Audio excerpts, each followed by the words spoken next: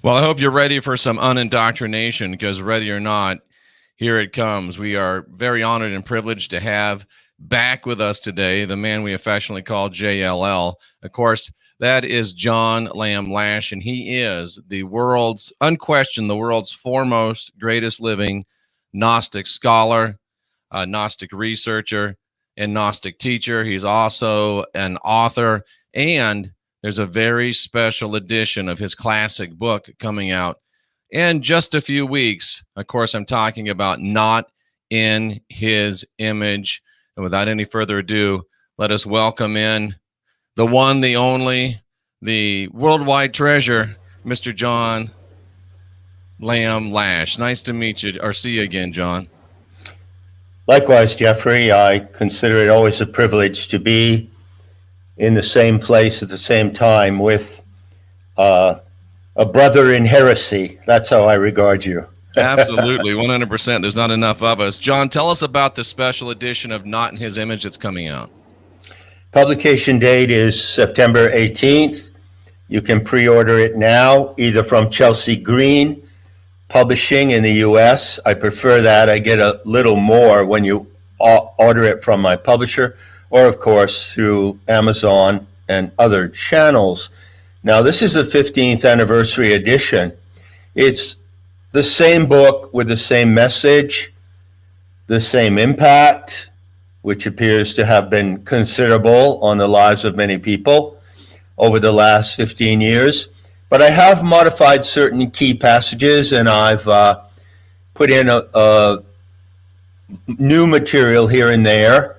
And I have also taken the occasion to refer to the current madness and the crime against humanity being conducted with the intention of pointing out how the Gnostics foresaw the horrific crisis that we're facing today with the Great Reset and the pandemic scam. Well, so it's more relevant than it ever was. I'm sure when you get the revised copy, Jeffrey, you'll see that the Gnostic message is more relevant today than it ever was. Absolutely. And it's very interesting that they foresaw this. And, you know, folks, you know how I feel about this, but just for our new listeners, I think that Not in His Image joins Joseph Atwell's Caesar's Messiah as absolute must-read books for anyone that wants to be consider themselves an aware human being. It's a good companion volume because he shows you more extensively than I do. I indicate this in the book, but I don't go into it in depth as he does.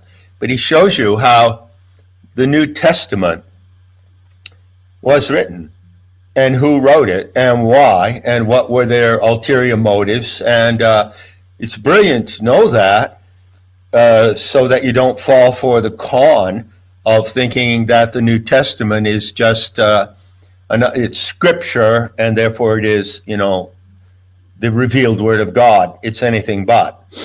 Absolutely. And I've had the privilege of having Joe on several times. Now, maybe we can do something together someday, the three of us. That might be brilliant. I'd enjoy that. Absolutely. I'll contact you later today. But John, today we're going to talk about the legend of the Grail. And it's funny because the Grail is something we all think we know a little bit about. But like the Mandela effect, I have a feeling that what you're going to bring to us today about the legend of the Grail is going to blow minds all across this world. I'm looking forward to hearing what you have to say. So with that, we just want to turn over the con, if you will, not the con, but the command to our friend JLL, and we're going to talk about the legend of the Grail. Take it away, sir. Well, I can assure you, listeners, that I will take you to the source of the legend and take you to the true identity of the Grail. And I've done this elsewhere in my work, and I've written extensively on the Grail, on Nemata.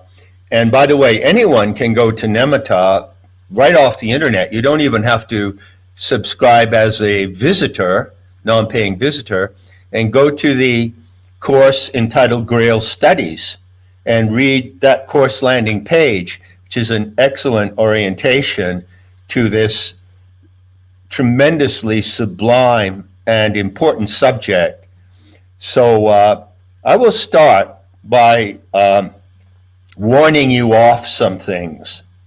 One of the problems with investigating the Grail is not only that there has been a lot of garbage and nonsense written about it and a lot of speculation, but there have been serious disinformation programs about the Grail.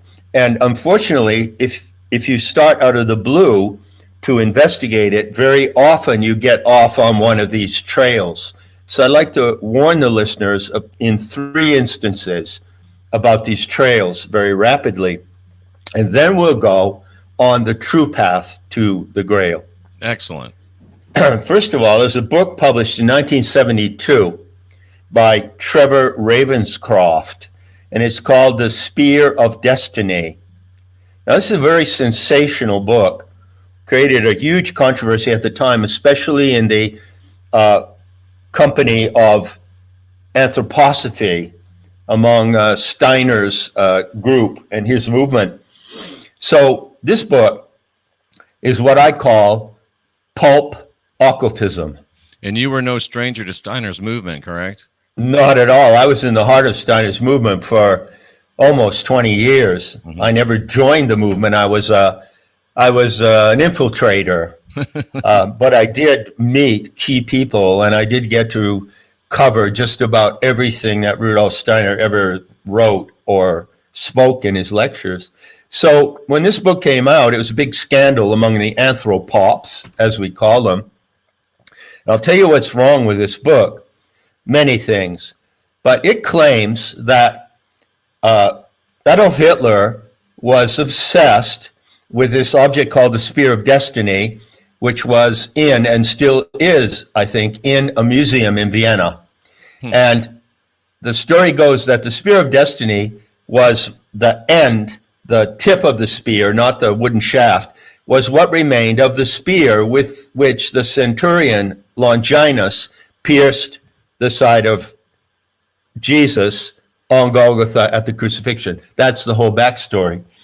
So believe that if you will. I personally don't believe that story, but obviously if it were the case, it would be a very powerful religious talisman.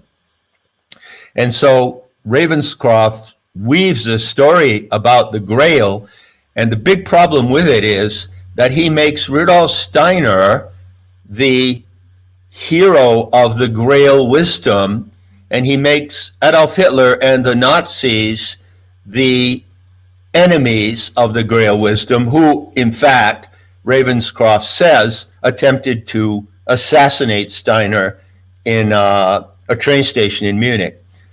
The problem with this whole story is it reverses the actual facts. The actual facts are that in the spiritual ideology of the German movement of that time, of the 30s and 40s, the leading figures of that time, including the Führer himself, looked upon the Grail as an ideal of the warrior class, and they placed themselves in that class.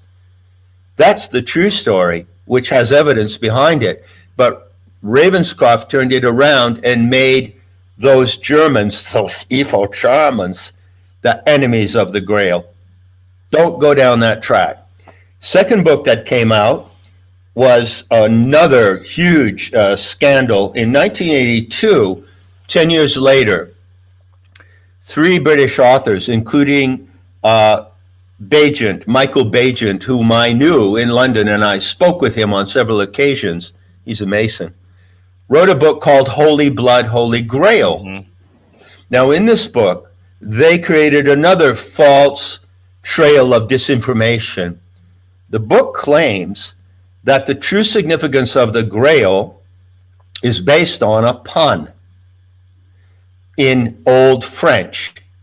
So there are 2 words, Saint Grail, which means Holy Grail, right? Right. Saint meaning holy, mm-hmm. or Saint Grail, which means holy blood. Sang is blood. So on the basis of that pun, they developed this enormous, elaborate hypothesis which claims that the historical Jesus identified in the gospel narratives, the gospel fairy tales, Yep. actually had as his wife and consort Mary Magdalene, and they together had progeny, they had children, according to this book. And that bloodline, the sang Grail, the holy blood, was supposed to be the origin of the royal bloodlines of all the European families.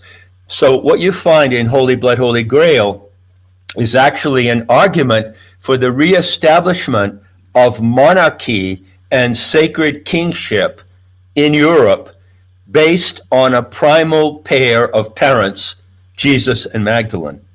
Wow. That was a hugely controversial book.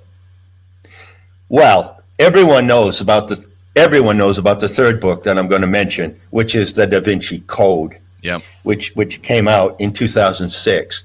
And that, as you know, you couldn't get away from it for years. Well, basically, what Dan Brown did was he took the hypothesis of Holy Blood, Holy Grail, and he developed it into a novelistic form. But he basically adhered to their claim that Jesus and Magdalene were the progenitors of a royal bloodline. So the implication is, yes, Jesus was divine or in some way the Son of God, therefore his blood was special, therefore his offspring were the original ancestry of all the royal lines of Europe. And this is a complete fabrication. So beware of those three tracks, because if you read those books, I mentioned the genre, or say pop occultism or pulp occultism. It's like pulp fiction. These three books are actually pulp fiction presenting occult or esoteric ideas. And they will really throw the fairy dust in your eyes, and they will really lead you away from a true recognition of the legend of the Grail and the presence of the Grail. Excellent. So beware. You don't have to be a terribly deep thinker to think out to the end game of what those books are, proposing and what that would mean for the leadership and rulership over humanity, which is not the way we want to go. Yeah, it's just another way of spinning theocracy. Absolutely. And theocracy is the old word for technocracy. So theocracy morphs into technocracy, and technocracy is the current nightmare looming over this planet. So yeah, all three of those books lead in that direction, whereas the true knowledge of the Grail does not lead that way. It leads in an entirely different direction. It's almost like they've got it planned, John. It's almost like they've got it planned. Yeah, it's the usual program of subverting the truth and gaslighting people. So we're looking forward to hearing what the true story, the true legend of the Grail is. We're with John Lamb Lash, and we are really enjoying this. Go ahead, please. Well, no discussion of the true legend of the Grail and its power and importance for our species and all the human races would be complete without citing Joseph Campbell. So when Joseph Campbell wrote his massive book called Creative Mythology, he dedicated about a third of the book to a discussion of the legend of the Grail, especially of Parzival, who is the hero warrior of the Grail legend. There are other Arthurian knights, such as Gawain and Galahad and Lancelot, but Parzival is the key figure in the Grail legend. And Joseph Campbell famously said in that book that the Grail legend is the leading secular myth of Western civilization. Now, you have to understand what he meant in jargon of comparative mythology when he said secular myth. A myth, in the terms of a mythologist like me, is just a narrative, if you're more comfortable with calling it a narrative. So everyone knows that there are dominant religious narratives on the planet, mainly three. And they all originate, as you know very well, Jeffrey, from Semitic language sources. Correct. Semitic is a designation of languages. So out of the Semitic languages, which are Hebrew, Aramaic, and Arabic, have come the leading religious narratives on the planet. The narrative of the ancient Hebrews in the Old Testament, the narrative of Christians who derive their religion from the Hebrews in the New Testament. And as you know better than I, Jeffrey, many scholars claim that you must realize that the New Testament derived in some respect from Aramaic sources, right? They say the historical Jesus, if he actually lives, probably spoke Greek and Aramaic, right? Absolutely.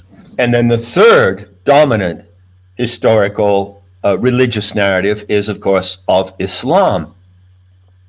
So countless people around the world follow these narratives.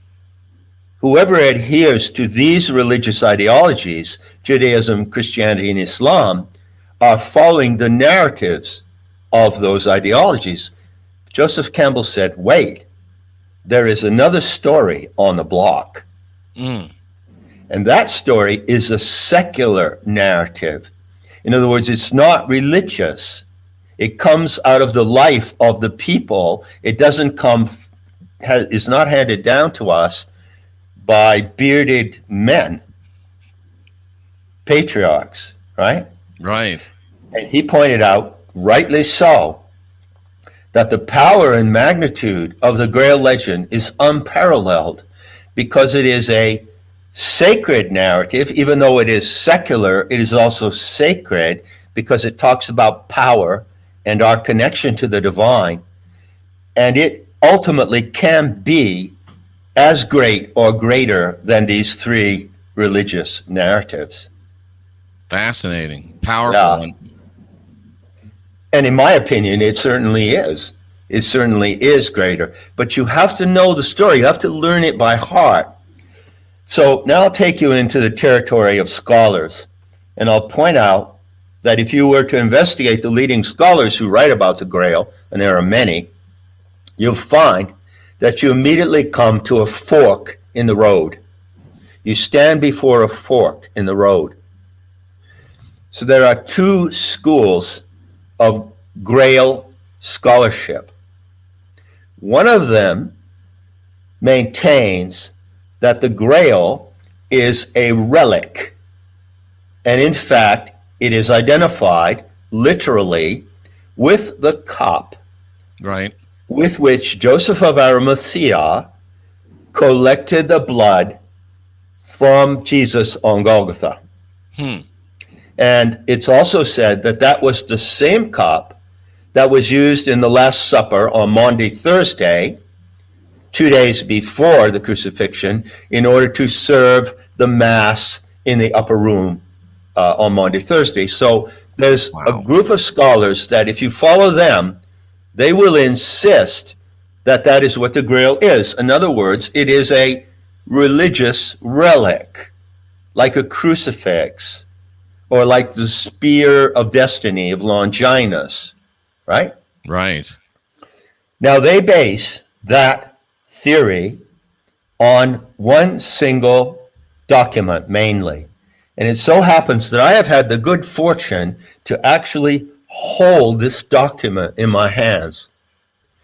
In the 12th century, around 13th century, around 1210, maybe it was a little earlier, there were many legends of the Grail circulating, many variations of legends of the Grail in French, in English, and in German, also in Spanish and Italian. It was the most popular story of the Middle Ages in certain respects. And one French writer was called Robert de Boron, Robert of Boron. And he wrote a Grail story, a variation of the script. Okay, it's like, think of one script and different writers have worked on it, producing different movies, right? Gotcha. And he was the one who identified the Grail symbol and the Grail entity, whatever it was. It's a mysterious thing. He said, yes, we must identify it with that chalice. And then Joseph of Arimathea was said to have taken the chalice, as you know, to Cornwall in England. And then it was supposed to be in Glastonbury, and then it was supposed to be in Prague, and then it was supposed to be in Bruges, in Belgium. And so people are running all over the world for centuries looking for this relic. Well, I happened to be in Amsterdam at the Hermetic Library some years ago, and the founder of the Hermetic Library was a Dutchman named Ritman, and at that time he had a rare collection of medieval manuscripts, absolutely priceless. Wow. And one of them was the manuscript of Robert de Boron. Wow. And I was invited into his private collection, and his curator, a man named Janssen, actually pulled this manuscript down from the shelf and put it in my hands. It's amazing. It's printed in vellum. It's written in vellum, which is an animal skin, just as soft as you can imagine, like silk, and beautifully printed with little postage size illustrations at the beginning of each chapter. So I've actually touched this. But I want to warn listeners again, if you go down that path, we're at a fork in the road, then you will basically be indoctrinated into a Christianized version of the Grail legend. Fascinating, John. Fascinating. Now, when you held that book, when you held that manuscript, did you, and I know it's a silly question, especially for a objective scholar like you, but did you feel any energy, any virtue, anything like that emanating from the pages? Not really. I knew already what I was looking at because I knew that it was uniquely, many versions of the Grail story identify it with that chalice, the holy chalice. I knew that already. And so when I held it in my hand and I realized this is the primary document of Christianized Grail legend, I was moved by knowing that, but I didn't feel anything in particular about the story because it is not the true story. Gotcha. So you had a deep respect for it as a historical document, but no spiritual. I didn't have an epiphany. No epiphanies. Thank you for supplying the word. I can talk about my epiphanies of the Grail later, and I could do that at considerable length. But so you're at the fork in the road. I propose, let's take the right fork. Let's call it the right fork. Okay. Right? We like right because it means correct. And we know that right is correct. Okay? So that is the field of Grail scholarship, which says, no, I'm not going to the Judaic rehab to relearn all of that. I'm going to learn the true origins in the myth of the Celtic and white European peoples. Ooh. The true origins in the Celtic and Teutonic races of Europe of the Grail story. I'm not going to look to Palestine and the Last Supper and the crucifixion. So there are Grail scholars, Jessie L. Weston and her teachers, and particularly the most outstanding Grail scholar, and the first one to go to if you want to read about the non-Christian scholarship, is Robert Loomis, Loomis. Excuse me. So what do you get if you go there, if you take the right fork? You find out that the Grail that shows up in the Parsifal legend, first of all, is not a chalice or a cup. It's not described that way. Interesting. It's just, yeah, it's not. It's not a cup that could hold blood or wine. No. It's described by two memes. It's described on the one hand as a plate, a large platter. And it's described on the other hand as a stone, a mysterious stone with mysterious properties. So these descriptions of the Grail predate the Christianized version of it by centuries, if not millennia. Wow. So when you look into the folk legend and the mythology of the Celtic and Teutonic peoples of Europe, you find that they had a story about a mysterious object that had certain powers, and that is the true origin of the Grail, in my opinion. And I have produced a lot of evidence to support that, that interpretation. So what is it then? What is it really? If it's not a religious relic that you could hold in your hands or put on the altar of a church, like a chalice for serving mass. No. It's not that. And it's not a bloodline, as the Da Vinci Code would have you believe. What actually is it, you see? So the story of Parsifal, let's go now to what I call the primary source that I always refer to. I would advise readers who want to know about the Grail story accurately can find it on Nemata. And there I have written a synopsis of the story. So it's like a short version you could read in, say, 20 minutes. I have to tell you, it's a long and elaborate story, and it's a magnificent story. When you read it, it's a story of knighthood, knights in shining armor. It's a story of vows of honor, of betrayal, of magic, of beautiful castles and ladies in waiting and tournaments. It's like a cinematic film in absolute widescreen Technicolor. And in order to get the best version of it, read the translation of Parzival, spelled with a Z, that's the German spelling, by Cyril Edwards, Edwards. And that is the translation of Wolfram von Eschenbach. And that is by far the best version of all the Grail legends that really takes you into the heart of the mystery. John, okay? It's almost like, I wrote down, you've got the blood and the power, and they're trying to, it seems like in my mind, as I listen to you, that this whole emphasis on blood and rulership and control of others versus the realization of the power and the majesty of our great historical people. Exactly. It's really important to register that this guiding narrative, which Joseph Campbell said is the supreme guiding narrative of the West, comes out of those races, the indigenous white races of Europe, but also it goes back originally to Persia. The story goes back to Persia in a really interesting way.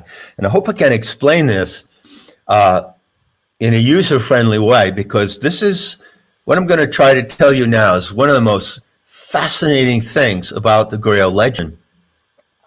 You see, when you think of Persians in the pre-Christian era, you locate them in Iran, what is today Iran, and it runs all the way up to the Caucasus Mountains, and that is the border that goes into the area of the Caucasus, which is, in my view, the homeland or geographic matrix of the rootstock of the white races. So the original Persians were Aryans. They were white. Absolutely. They're not Arabic. They're not Armenoid. See? Such an important distinction that so few people get. Oh, really? Really? So it was actually, as I explain in Not in His Image, it was a group or movement that came out of Persia called the Magian Order, Magian. And it came out of Persia, as far as I can tell. I could identify the taproot as 6,000 BC. And this movement existed for a very long time and evolved. And it is from the Magian Order that those whom we know to be the Gnostics eventually emerged. And it was the Gnostics who became the founders and teachers of the mystery schools. This is a long story. I'm going now to the ancient taproot of the Grail story. So how does the Grail of the Middle Ages relate to the mystery schools? This is the key to everything. I have shown in Not in His Image that the teaching and tradition and practices of the mystery schools was based on one event, one experience, and one only. And that was the encounter with the organic light. Right. Right. Now, it so happens that I appear to be the only scholar who's come out openly and talked about this. And there's a good reason why. It's because honest scholars of the mysteries, and there are a few, admit that there is no surviving record of what the initiates actually did in the innermost sanctum of their mystery schools. They kept it a secret. So how could anyone later, centuries later, know what they actually did, you say? Mm-hmm. The only way that you can know what the central illumination experience of the mysteries was, given there's no surviving evidence, is if you have that experience now. Yes. Yes. That's the evidence. Isn't it interesting that the core truths can only be learned by personal experience? There's no hand-me-down revelation in true enlightenment. Yeah, that's the enduring standard of all truth, isn't it? It really is, and that's just been lost. No one ever says that. You never hear that. It's just amazing. It's amazing. Thank you. Well, John. one thing that religious indoctrination does, and you know this as well as anybody that I've ever met, it does what R.D. Laing was a renegade psychologist of the 60s and 70s. He was actually a close friend of my friend, Francis Huxley, was the nephew of Aldous Huxley. And when I met Francis in Santa Fe, we became good friends and had many conversations. And he told me about his friend, R.D. Liang, and then I went and read some of his books. And in one of his books, Liang warned against something that can happen to people. He said that they can be indoctrinated by religion, politics, education, the media, in such a way that it destroys their own capacity to have their own experience. Mm-hmm. This is a hell of a warning. And actually, that is what religious indoctrination does. Basically, it says to people, believe this, believe that, do this, do that, take the word that comes from on high, passed down to us through bearded men, but do not yourself go in search of those core experiences, you see? You know, John, it's almost like they try to teach us, and it's become a meme throughout our society. Seeing is believing, when actually experiencing is believing. Experience is the only basis for knowing anything or believing anything. Absolutely. Authentically. So, And point the key is, has kind of taught us that too. Revelation is, if it's in a book, if it comes from another person, it's secondhand and it's not true, genuine revelation to you. We should seek and find our own realization, our own experiences. I'm again awed by the tremendous depths of the truth that you bring to us, and you make it so simple and comprehensive or comprehensible that we're like, how do we miss it? well, I certainly seek to make it direct, and I can take it even further in this conversation by saying that the revelation experienced in the inner sanctum of the mysteries was the encounter with the organic light, which exists today, is an experience to be found and undergone today as it was then. And that is what the attainment of the Holy Grail is. To attain the Holy Grail means to stand as a direct witness in a trance state. You have to be, with some exceptions, but basically, you have to be in a trance state, a state of paranormal or heightened awareness, to see this light. So what is this light? I've explained at length what this light is. And again, I want to point out that no scholar of the mysteries ever explained this, because the mystery teachers and initiates didn't speak about it or write about it.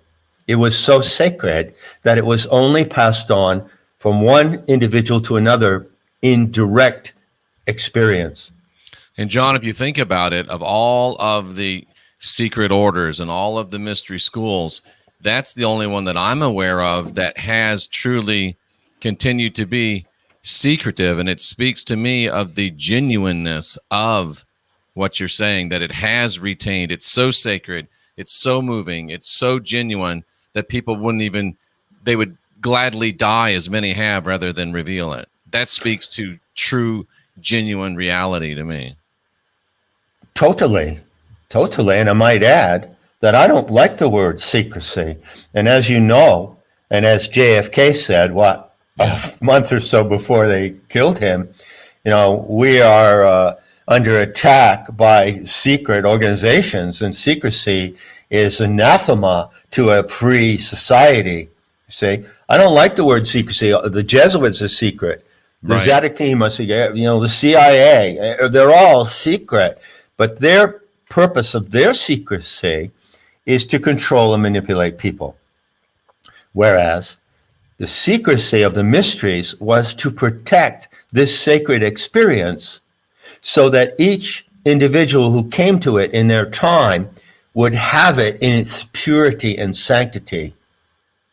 You see? And you have no expectations. You're going in with no preconceived notions. Right. I've explained in Not in This Image that the reason why they did not describe the properties of the organic light to neophytes, which, by the way, I have done, guilty as charged. I've done that now. I broke the vow of secrecy. I did that. I take full responsibility for that. The reason why they didn't tell them, well, when you are in the altered trance and you have been lifted out of your ego kind of melts away. It doesn't disappear. You don't forget exactly who you are. You don't go into some panic state of amnesia. But the ego is like your consciousness of your ego now and mine of mine is perfectly normal. We need it to function in society. Absolutely. But in order to go into this sublime experience of witnessing the organic light, it's as if the ego is a glare. It's as if you were trying to read something that's written on a brass tablet, and there's a glare of light on it, and you can't read it. So the glare of the ego has to be temporarily removed. And so that's what happened when they were initiated into the mysteries. And the veterans didn't tell the neophyte what they were going to see, even though they could describe the properties, as I have done, because it would have queered or deviated their naked and honest perception of the light. You see? I do. It's like if I had a great place where I canoed on a lake, and I had a little house there nearby, a summer house, and everything was just beautiful and glorious, and there were ducks and foxes and willow tree over the lake, and I wanted to take you there to enjoy it with me. Well, I might be tempted to blindfold you. Ooh.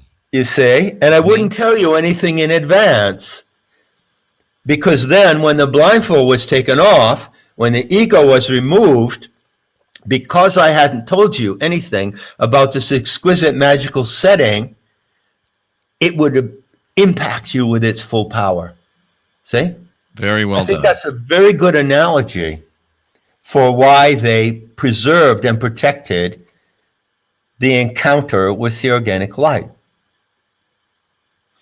So in my opinion, there is only one real, exact definition of the attainment of the Holy Grail, and that is the experience of this light. And I stand by that, and I reject all other speculations and claims, what people say about attaining the Grail. For instance, some people say it's just a metaphor or a trope for attaining self-knowledge. No. It's a real experience of the supernatural presence of the Aeon Sophia. It's fascinating. That light, you see, what is the organic light? Well, as I explain in Not in His Image, the Sophianic narrative, the fallen goddess scenario, says how the earth appeared. It explains the origin of the earth, and it says no one ever created the earth. No gods, no deities or gods or goddesses ever created the earth. The Aeon Sophia, coming from the center of our galaxy, turned into the earth. She morphed. And so when you see the land, the soil, the mountains, the trees, the clouds, the oceans, that is her body. To use the term from Scripture, and I know I like this term actually, it's her raiment. Yes, raiment is a nice term. Yeah, it's a beautiful term. Nature is the raiment of a supernatural presence. So when you see nature, you are actually seeing the Aeon Sophia in a phenomenal way. But the story also says, the narrative also says, that even though she morphed into the earth and took on the natural world as her raiment, she also remained what she essentially was. And so the presence of her primary substance body is still here, and that is the organic light. It is a mass of living luminosity that saturates everything. And the ultimate experience in the mysteries was to go into a state of heightened awareness and witness that light and interact with that light. And that today is also the practice of what I call the living gnosis today. Amazing, John. And of course, the natural question is, how does one attain this experience? Well, let's talk about, there are two ways to answer that question. One way is to answer it as I would answer as a living Gnostic today. I would tell you about how I attained it. Obviously, I mean, my personal record of my mystical quest and how it came to me and how I have seen that light at different moments in my life, as other people do, without knowing what it is. And then how I came to see it and know how it is. And then how I came to see it and know how it is and stabilize perception and deliberately return to the perception of the light. And then how I came to teach others to do the same thing. And is there virtue in the returning? Is it something that you do on a regular basis? And yeah. Well, I'd rather talk about that in another discussion. Excellent. What I would like to do is now go back to the story, Excellent. to the legend of the Grail, and talk about how Parsifal encountered the Grail, how Parsifal attained the Grail, because this is a story like not any other story. And I'm going to give you the real, what I call the insider's knowledge of the story. You see, when you read Parsifal by Wolfram von Eschenbach, it is a great medieval legend. And it's a story of knights in shining armor. Like I said, castles, it has magic in it. It has Klingsor, who is kind of like a black magician, so-called. It has a garden of magical plants. It has a character in it called Gramophlans, which in German means a speaking plant. So there's an entheogenic aspect. Yeah, the legend of the Grail contains a subplot called the Magic Garland. And so there's not only the quest for the Grail, but a quest for the Magic Garland, which is a sacred plant which gives the condition for witnessing the Grail. That's all in the Grail story. Wow.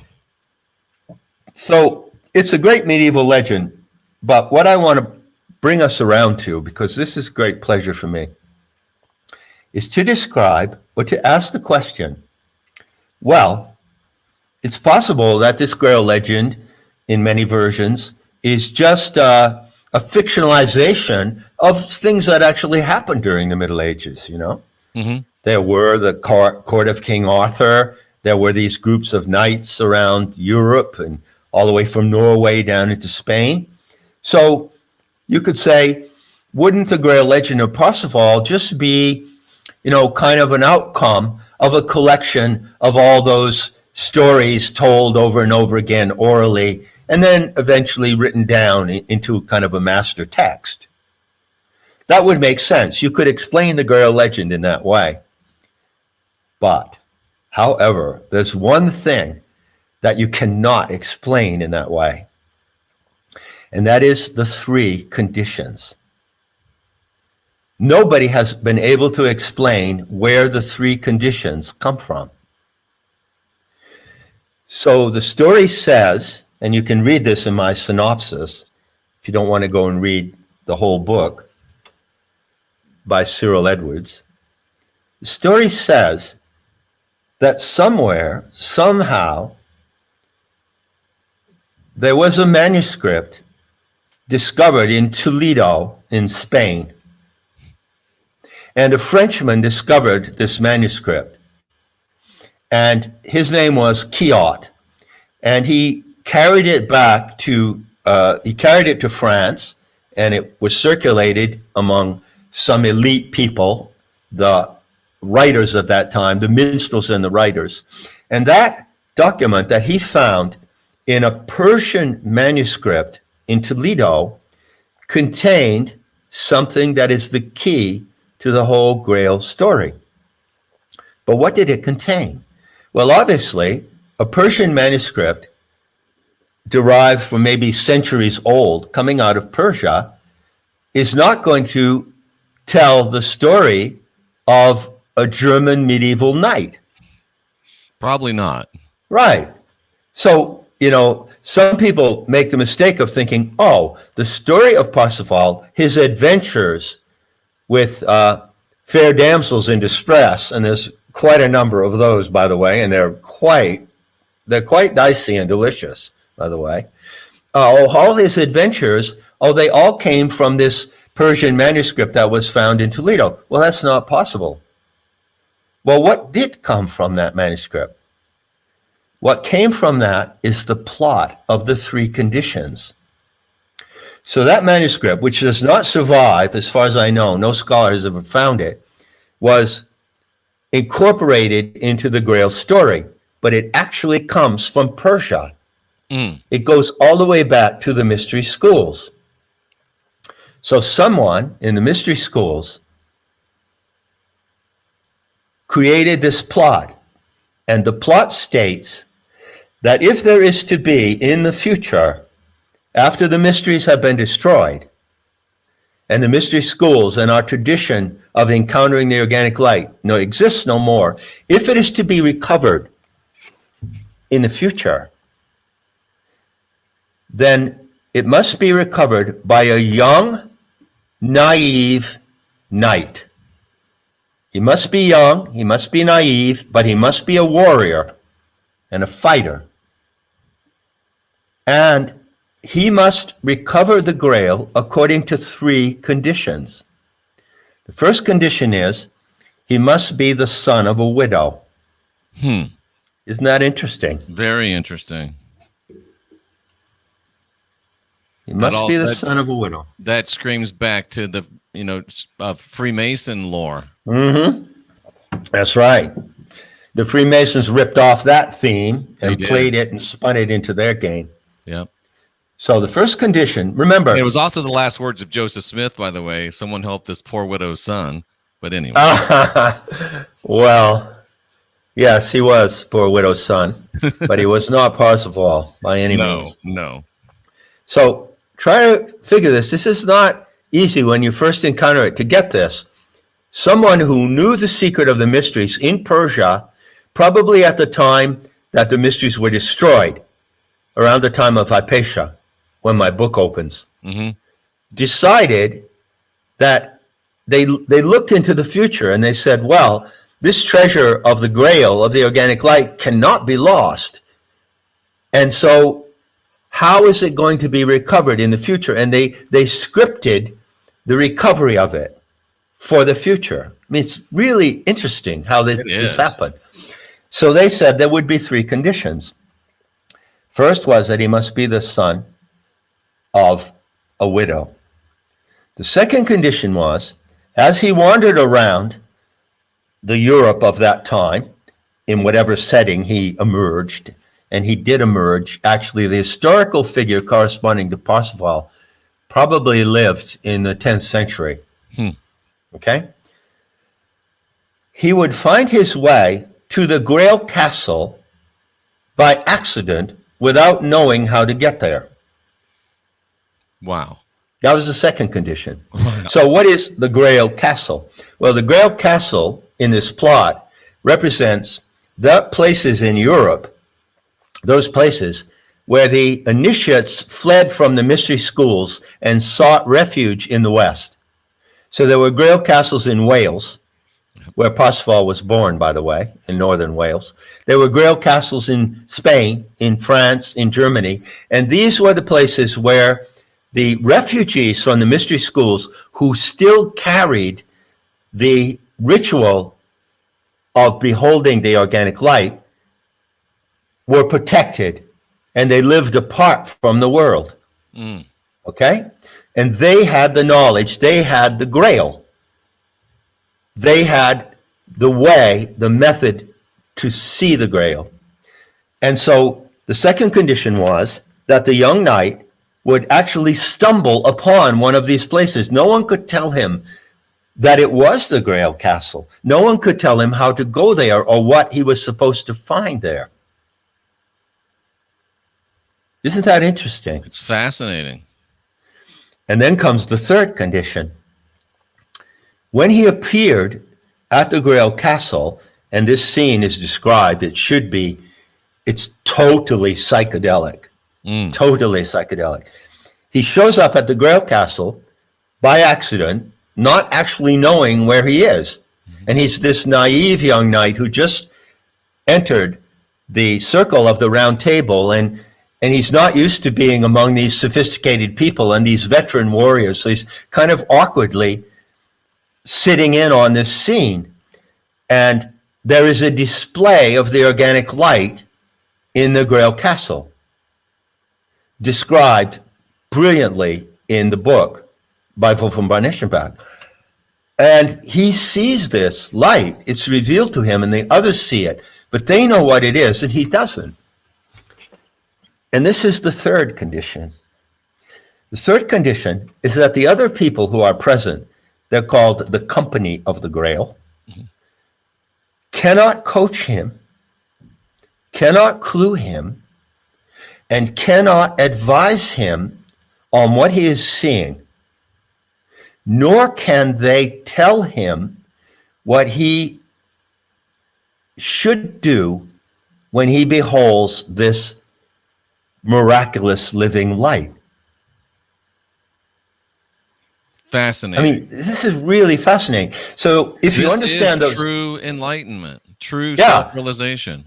In other words, those who set these conditions, and nobody knows who established this 3-point plot of these 3 conditions, but the story of Parsifal fits the plot. And so there is a failure in the story of Parsifal, and it happens right in the middle of the story.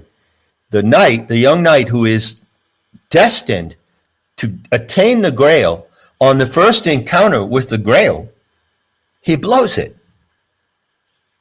because he doesn't ask the Grail question. Ooh. This is the other motif. He is supposed to ask a question when he beholds the light. Actually, he asks the question to the light, which is what is done today as this practice is carried on. When you behold the organic light, you interact with it and communicate with it. You ask it questions, certain kinds of questions. Don't ask it personal questions. Right. Right. So what a situation he was in. And as a matter of fact, he had a breakdown after this event happened, because the morning after he was beholding the Grail, and he didn't ask the question, and the people obeyed the plot. They didn't prompt him. They didn't say, hey, you're supposed to do this now. You understand why, because enlightenment must come from the prompting within the individual. No one can prompt you to enlightenment. You prompt yourself to it. I mean, how profound is this story? How profound is this plot? It could only have been written by people who were intimate with the mysteries and the dynamics of illumination. And John, no religious person would ever write this, because religion is the antithesis of this true enlightenment. Exactly. So now let's go around the bend to the conclusion of our talk. Well, what happened? Well, Parsifal had a massive breakdown. First of all, he was really pissed off toward God. And he said, this is completely unfair, because he found out later, after that evening, he woke up the next morning and the Grail Castle was deserted.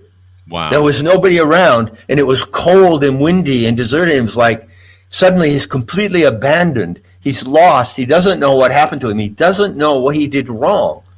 He doesn't know that he failed to ask the question. And as he goes out again into on his horse out into the wilderness, he encounters this really terrifying, mysterious figure called Kundry, who is a witch, la sorcière Kundry, and she berates him. And she says, you failed. You saw the Grail. You were given the privilege of the most sacred experience, and you failed to ask the question. And Parsifal's going, what question? I didn't even know I was supposed to ask a question. And so he's devastated. And he goes into 3 years of like a down spiral. Wow. Where he just kind of withdraws from everything.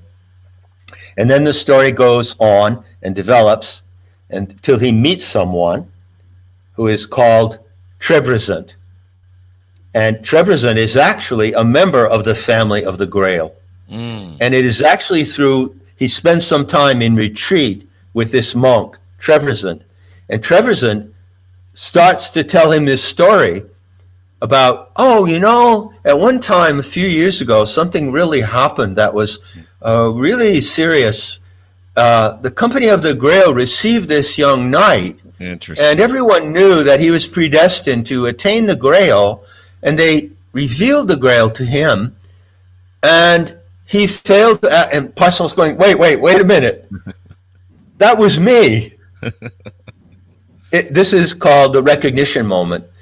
And suddenly he realizes, oh, wow, now I understand what happened to me.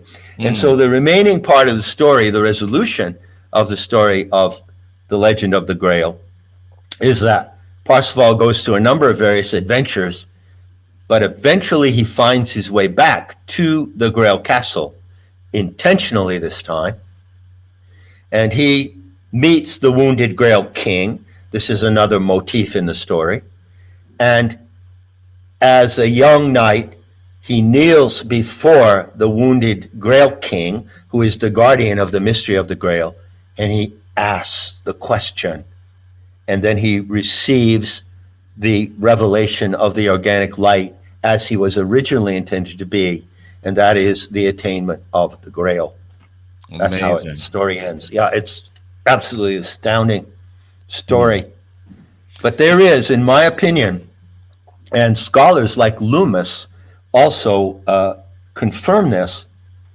They say, Loomis says specifically, that the three-point plot of Parsifal and this motif of the Grail question is absolutely unique in Celtic and Teutonic folklore. It's not found in that particular motif, is not found anywhere else in the world. Anywhere else, John? Are you aware of it in any other motif? Forget just I am unaware of it. I am aware of one similar motif which significantly comes out of the Caucasus Mountains. Ooh. And comes out of the legend of the Ossetian peoples. Interesting. But the Ossetian peoples, you might not know this, who are white racial stock indigenous people of the Caucasus, look exactly like Irish people. Isn't that amazing? Said the Irishman. Right. So there is a clue in the legend and folklore of the Ossetians about asking the question to a mysterious female goddess figure. But elsewhere, no. It is completely unique. Why? Because it comes from a unique source. And what is that source? It is the ancient mysteries of the goddess of fire. And it's interesting that Parsifal meets a witch, because I'm reminded of, he has to wander, he has to stumble upon it. And our witch friends, our Wiccan friends, they say that not all who wander are lost. That's a good saying. It is. That's a good saying. And you might say, John, that you're lost until you dare to wander. Yes, that's true. But wandering can be perilous as well. As I warned at the beginning. Perilous, and isn't peril excitement? Right. And isn't that what we're here for? Yeah, and life ain't safe. So get off the COVID paranoia. People die. You want it to be safe. You can either be safe or you can live, one or the other. That's my opinion, not John's opinion. But John, you froze on me. Yeah, exactly right. You can't have both.